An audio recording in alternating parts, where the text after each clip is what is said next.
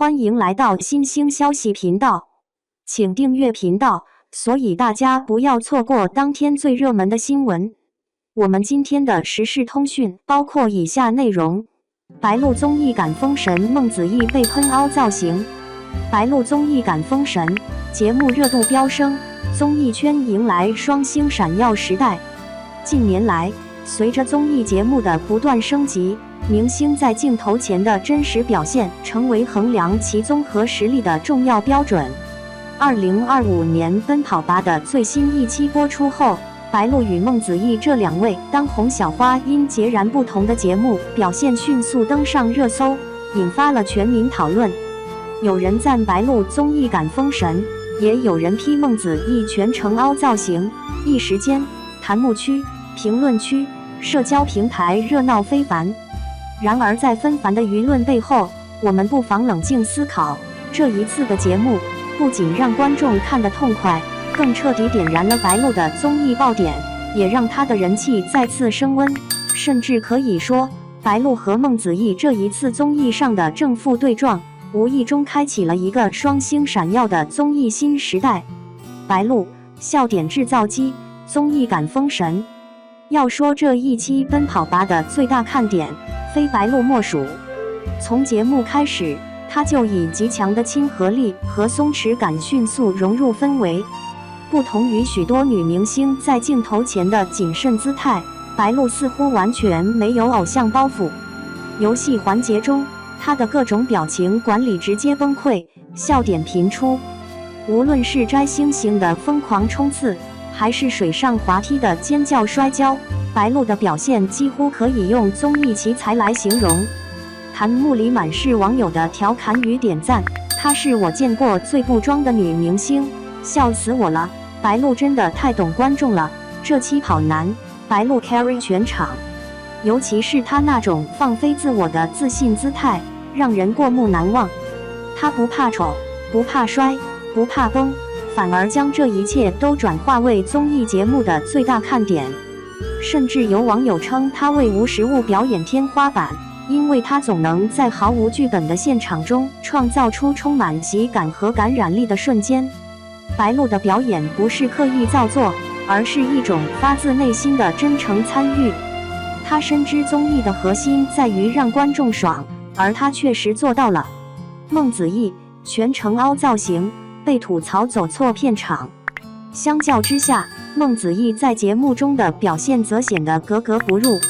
在游戏环节，他频繁整理头发、护脸、护形象，动作显得刻意而拘谨。跑男作为一个强调运动感与互动性的综艺节目，需要明星在身体力行中与其他成员产生化学反应。然而孟子义却显得游离、被动，完全融不进集体氛围。网友毫不留情地评论，他是来跑男的，还是来走红毯的？每一次游戏环节，他都像在摆拍。节目播出后，关于孟子义的争议声不断，有人批评他综艺感为零，也有人质疑他上节目的动机。更有一条微博热评直言不讳，从头到尾都在凹造型，完全没有娱乐精神。面对网络上的质疑，孟子义在微博回应称已经尽力，希望观众多多包容。然而这番回应并未平息舆论，反而引来了更多的不满。有粉丝控评称美就够了，不必太拼，结果被网友反驳，那还上综艺干什么？去拍写真不更合适？白鹿的爆红不是偶然，而是娱乐智商高。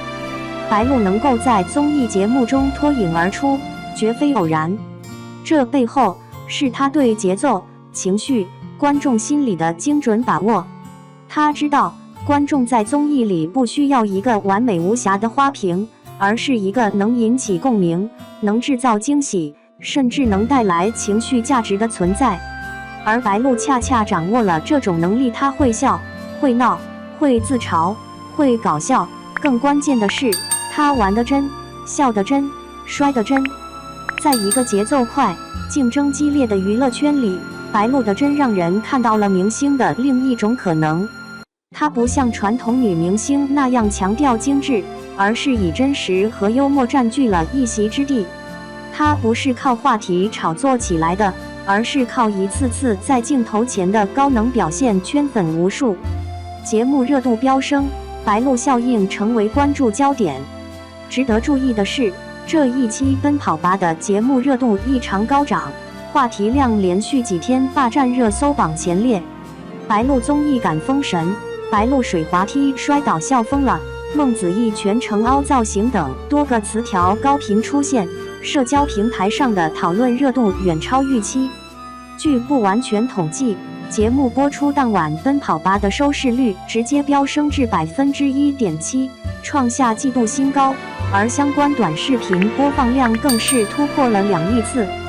可以说，白鹿用一集节目封神，不仅让自己的人气迎来大爆发，更将整个节目的关注度提升了一个量级。而这种白鹿效应，正是当下娱乐圈最需要的稀缺资源，既有人气，又有能力。反差中的明星众生相，谁能赢得观众的心？综艺节目本质上是一面放大镜，它不仅放大明星的优点，也暴露出隐藏的问题。白鹿与孟子义的同框出现，恰好构成了一种鲜明的反差对比。一个拼尽全力释放自己，一个小心翼翼保护形象，一个自带笑点感染全场，一个拘谨刻板引人出戏。在这种反差中，观众的喜好变得格外清晰。如今的观众不再盲目追星，而是更注重内容与表现。谁能让人感到真实，谁就能赢得掌声；谁总是装模作样，谁就会被吐槽。